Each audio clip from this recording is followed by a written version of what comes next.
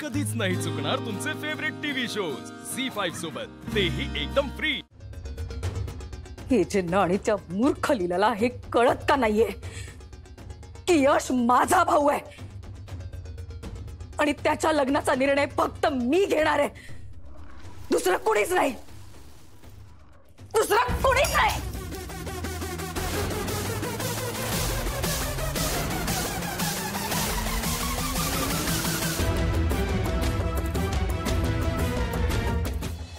विक्रांतला हवं होतं त्याप्रमाणे त्याला घरात घेतलंय।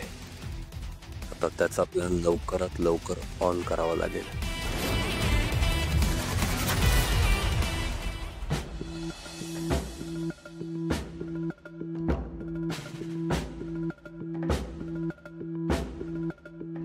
यश,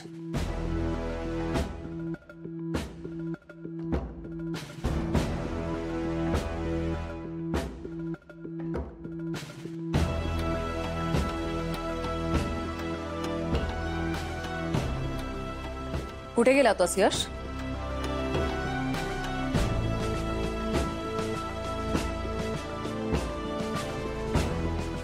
यश, मी तुला काहीतरी विचारलंय,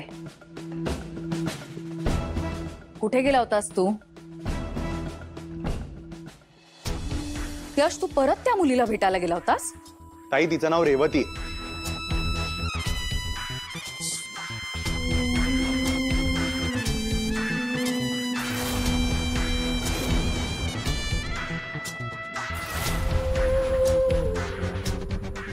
यश, मी तुला शेवटचं सांगतेय, तिला विसर। तुम्हा दोघांचं काही भविष्य नाहीये। दुर्गा, तू हे एकटी नाही ठरवू शकत। ऑफकोर्स माझ्या एखाद्या गोष्टीला मान्यता नाहीये म्हणजे त्याला तुम्ही सपोर्ट करणारच। आता काय माझ्या वतीने तुम्ही यश आणि तुमच्या बहिणीच्या लग्नाची बोलणी करून आलात का?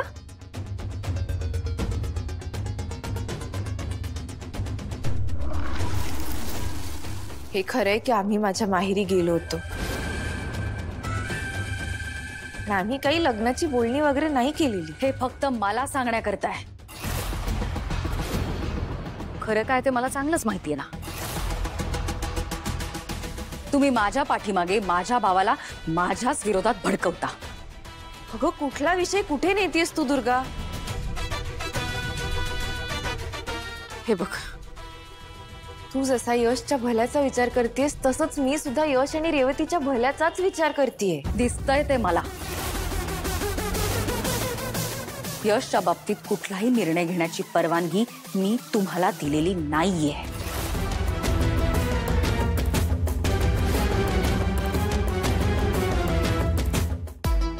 युजलेस।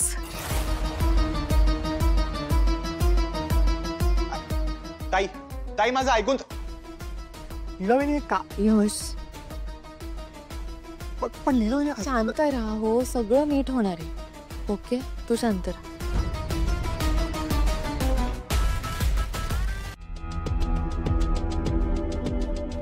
एजे, आज ऑफिस मधलं लवकर कसे काय आलात?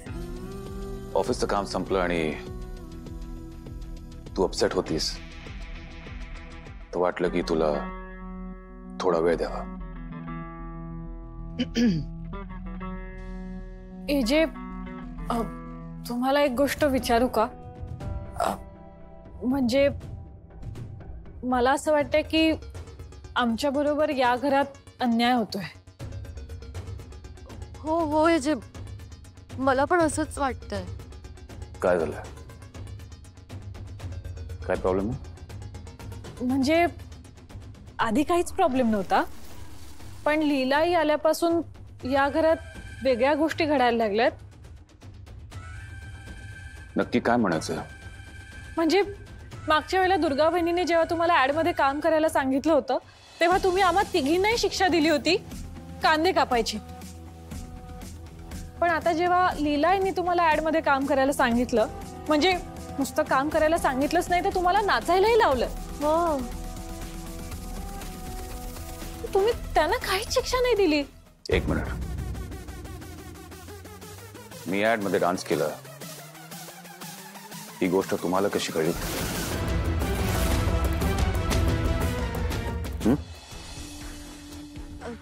सोशल मीडियावर आहे जे. हो म्हणजे मी पण बघितलं फोनवर तुम्ही ऍड मध्ये डान्स केला.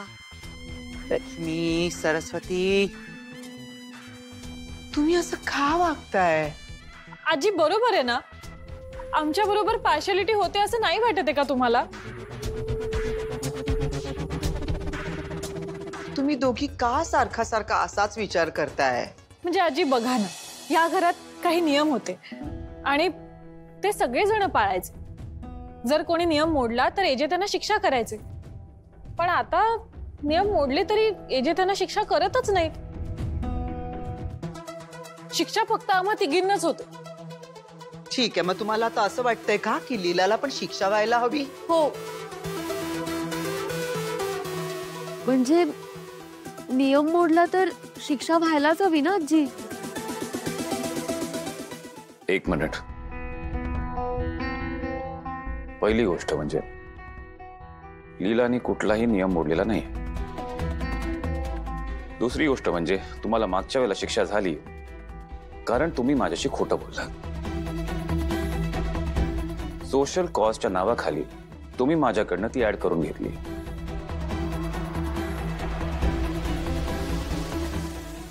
नीलाने असं काही केलं नाही. इनफॅक्ट मी स्वतः त्या ऍड फिल्म मेकर्सशी बोललो होतो. तुम्ही होता तिथे, right?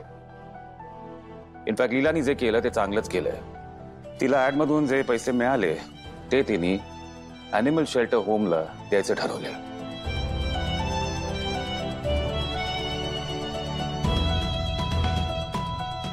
In fact Leela, that calls for celebration.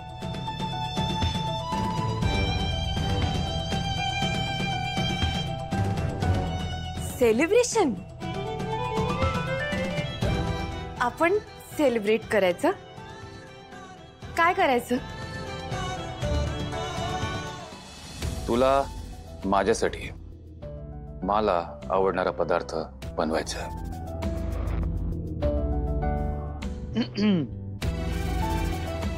AJ, अहो हे कसलं सेलिब्रेशन? मला कुठे स्वयंपाक येतो? मला तर काहीच येत नाही. मी तुझ्यासाठी मला न येणारी गोष्ट केली तर तू माझ्यासाठी तुला न येणारी गोष्ट करू शकत नाहीस. एजे पण मला खरंच काही येत नाही. नेहमी आजीच मदत करता. बरं आजी, तुम्ही कराल ना मला मदत? हो. हा. नाही लीला, यात कोणाचीही मदत घ्यायची नाही. Excuse me.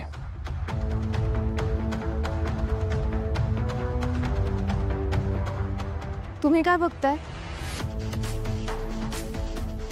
काही झालं तरी तुम्ही माझ्या सुना आहात, त्यामुळे तुम्ही मला मदत करायचीच.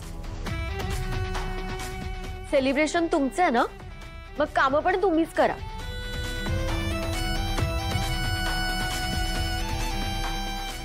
आजी. आले जरा. आजी तू.